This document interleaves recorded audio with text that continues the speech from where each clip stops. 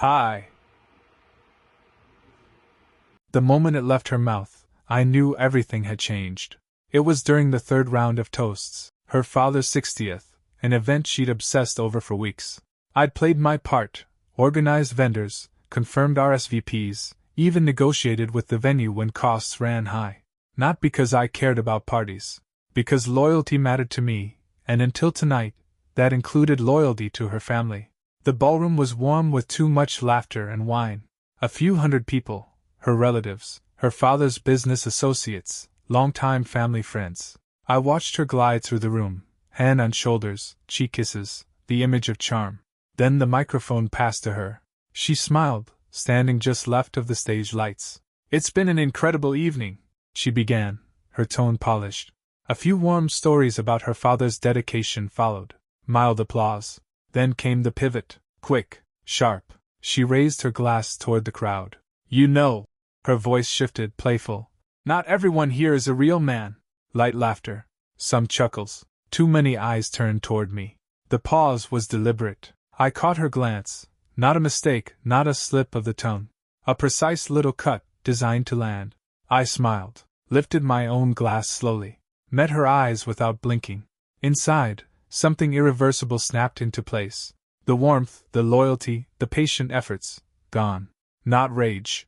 Not yet. Something colder. The quiet awareness that a line had been crossed that wouldn't be uncrossed. The room moved on, oblivious. I played my role, nodding through conversations, exchanging pleasantries with her father's colleagues. But behind every word, my mind ran on a separate track. Why now? Why here? She knew my reputation mattered in this circle. Her father's network intersected with mine, finance, legal, shared contacts. Mocking me wasn't about humor. It was positioning. And if she was willing to do this in public, with this audience, what had she already said behind closed doors? An hour later, as dessert was served, a memory rose, unbidden but sharp. 4 years ago, after I landed my first major client, we'd sat on the back porch, her head against my shoulder. "I've never met anyone stronger," she'd whispered. "You make me feel safe." The words felt like they belonged to another life. I tracked her carefully through the rest of the evening. Subtle shifts. When speaking with the younger partners from my firm, she lingered too long. Laughs that bent a little too sharp. A brief, familiar touch on the arm of one of them, a gesture she used when trying to influence, not flirt. I'd seen her deploy it in boardrooms before. Everything clicked with a different clarity now. The earlier slight wasn't a slip, it was a signal. She's laying a narrative, one where I'm diminished, less than, replaceable. We left late, past midnight. She chatted brightly in the car, animated, as if nothing unusual had happened. I let her speak, offering nods and the occasional noncommittal. My mind was elsewhere, tracking her tone, watching her energy. Not guilt, not tension. Triumph. The ease of someone who believed they'd struck the first blow without consequence. At home, she drifted to the bedroom while I poured a single drink in the darkened kitchen. My reflection in the glass door caught my eye. The same man as this morning, but no longer the same husband. I replayed the moment again. The words, the glance, the audience. No, there would be no confrontation tonight. That would serve her narrative. She expected emotional fallout, a wounded outburst, evidence for whatever story she was crafting. Instead, I would offer silence, and in that silence, I would begin to observe every detail, every inconsistency. I wasn't certain what I'd find yet, but for the first time in our marriage, I was certain of this. I would find it. The ride home was quiet in all the wrong ways. She talked, more than usual. A light, almost giddy tone, recounting who had said what at the party. Her father's old partner's new wife. The dessert mishap. How impressed everyone had seemed with the venue. Not once did she mention her little toast. I drove in silence, letting her words roll past without purchase. Not because I hadn't heard them, but because I was listening for everything she wasn't saying. She didn't glance at me the way she normally would after a speech. No small, testing smile to gauge whether I'd been amused or irritated. No apology tucked between her bright recounting of the evening. She was past that. The public dig had been intentional, and the ease with which she ignored it now only confirmed that whatever this was, it had been building far longer than tonight. When we pulled into the garage, she gathered her clutch and stepped out quickly, her heels clicking on the concrete. "I'm going to head up and shower," She called over her shoulder, already halfway to the door. I stayed behind, the driver's door still open. Breathing, thinking. Not yet time to confront. But tonight had created the first small crack in her mask, and small cracks spread when pressure is applied carefully.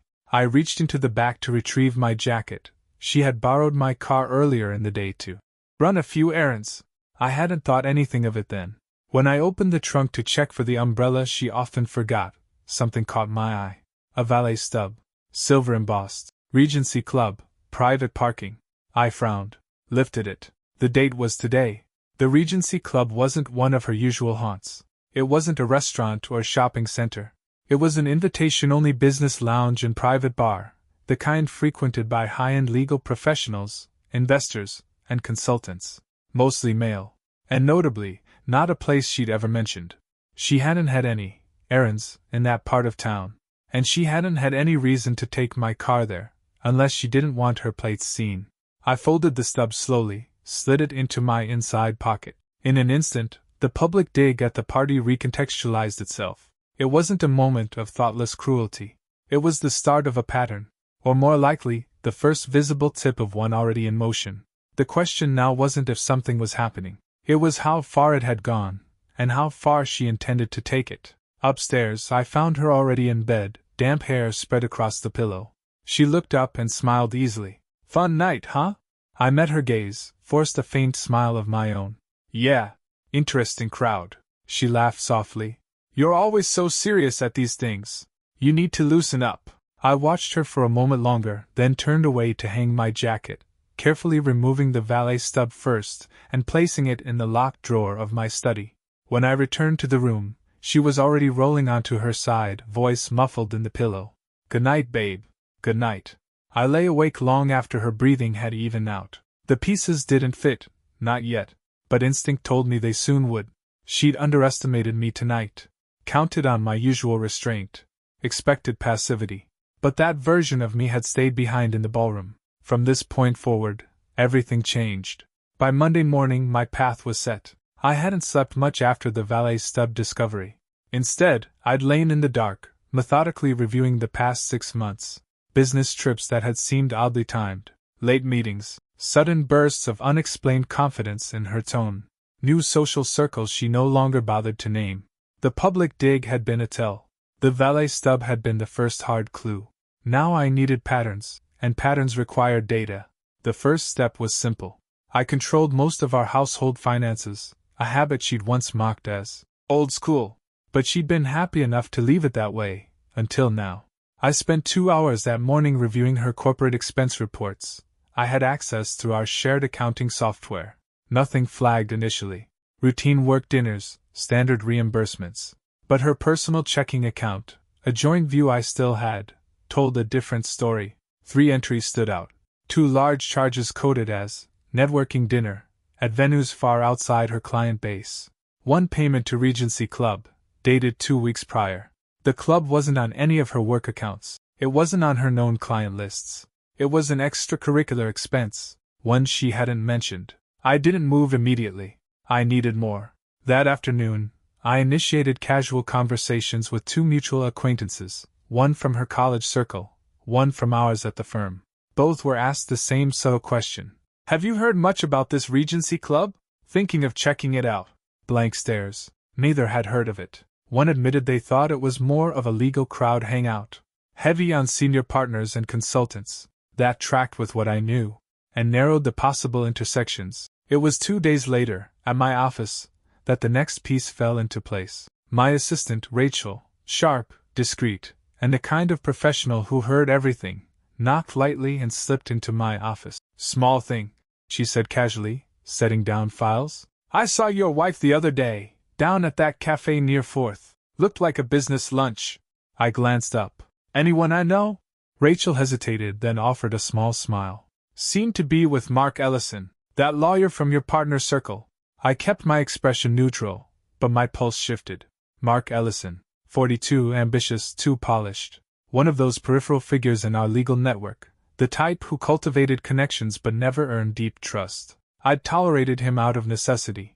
And now he was having lunch with my wife at a cafe near 4th, just 3 blocks from Regency Club.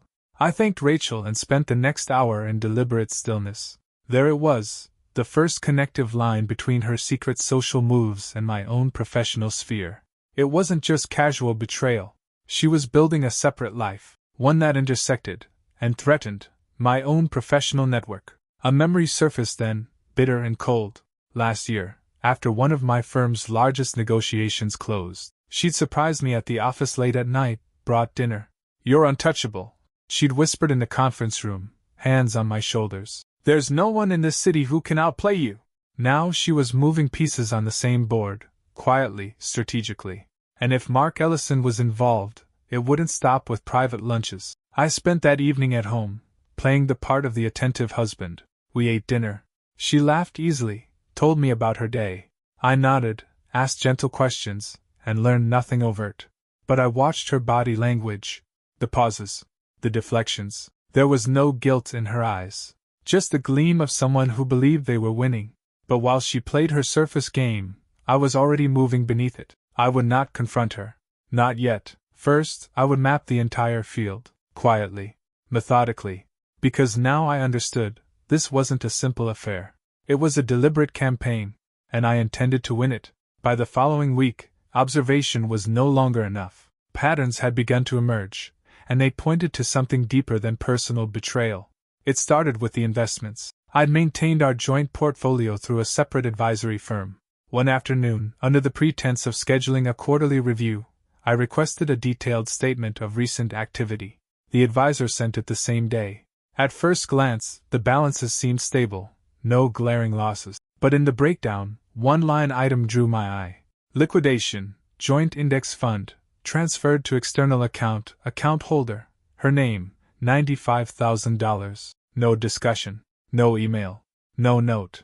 She had withdrawn nearly 6 figures from a joint asset, without so much as a word, and moved it to an account I hadn't known existed. That night, I watched her carefully over dinner. She spoke brightly about an upcoming conference, casually mentioned needing to travel next month. I asked polite questions, offering no hint of what I'd uncovered. But internally, her pattern had crystallized. She was building a war chest, preparing for independence, and likely for leverage. 2 days later, the stakes rose again. A trusted junior partner at my firm, one who owed me his current position, stopped by my office late in the afternoon. He closed the door behind him, face uneasy. "Off the record," he said quietly, "there's been a weird vibe circulating." I folded my hands. "Go on." He hesitated, then leaned in. "Your wife's been talking to X a lot lately." X, a senior partner, influential, but politically cautious. "What about?" I asked, voice neutral. Another pause. "Well, about your difficult moods. About how things at home have been strained." I sat back slowly. So, the next layer of her plan emerged. She wasn't just preparing financially. She was positioning herself socially, crafting a narrative within my professional circle. And the angle? Subtle character assassination. The temper card, soft enough to plant seeds, insidious enough to erode trust if left unchecked. A lesser man might have reacted in the moment, called her out, demanded explanations, but I saw the bigger game now. She was preparing for a fight on every front, financial, reputational, legal. And she was moving first, counting on my loyalty, my old restraint, to keep me passive while she advanced. But she'd miscalculated. I wasn't passive anymore. That evening, after she drifted upstairs, I began securing my own position, locked down personal accounts, moved key assets to protected entities, retained private counsel, off the books. By midnight, the path was clear. This wasn't an affair. It was a targeted campaign, against my marriage, my reputation, my professional standing. And if she thought she could wage that war unseen, she was about to be disappointed. A final memory surfaced as I shut down my computer. 2 years ago, in this very office, she'd once teased me during a late-night strategy session. "You always think 3 moves ahead," she'd said, smiling. "No one can catch you off guard." I smiled coldly in the dark. She should have remembered that. By the end of that week, the pieces had aligned into a pattern too precise to ignore. I'd gathered enough to see her outline, a shadow strategy taking shape across finances and social circles. But what I didn't yet know was how far she intended to go. For that, I needed external eyes. I met with an old colleague, discreet, trusted, well-connected in legal circles. We met at a private lounge 2 towns over. No risk of overlap with our usual networks. After a brief catch-up, I laid out the situation in neutral terms: patterns of withdrawal, professional narrative shifts, third-party contact with Mark Ellison. He listened carefully, nodding once.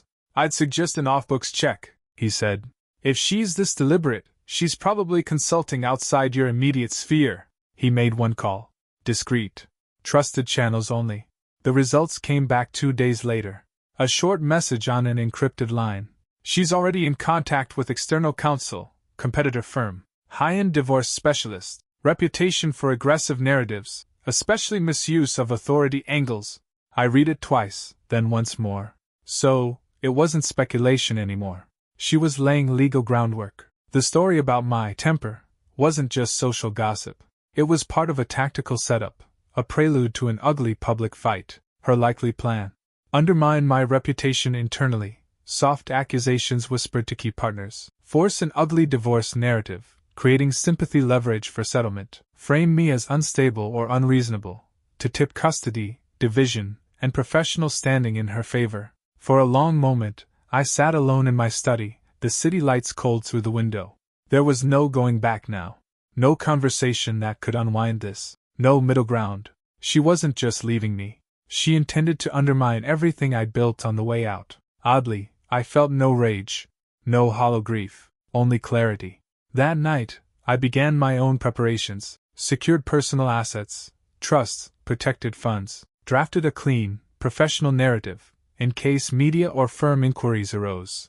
Built a personal proof of stability folder, documented leadership roles, testimonials, psych evaluations, financial responsibility. Every move calculated, every document dated. I would be impossible to corner. Over the next week, I maintained normalcy at home.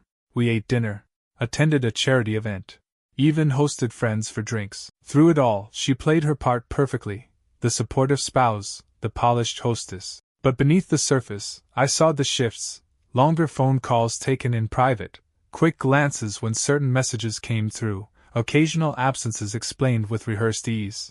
She believed the narrative was hers to control.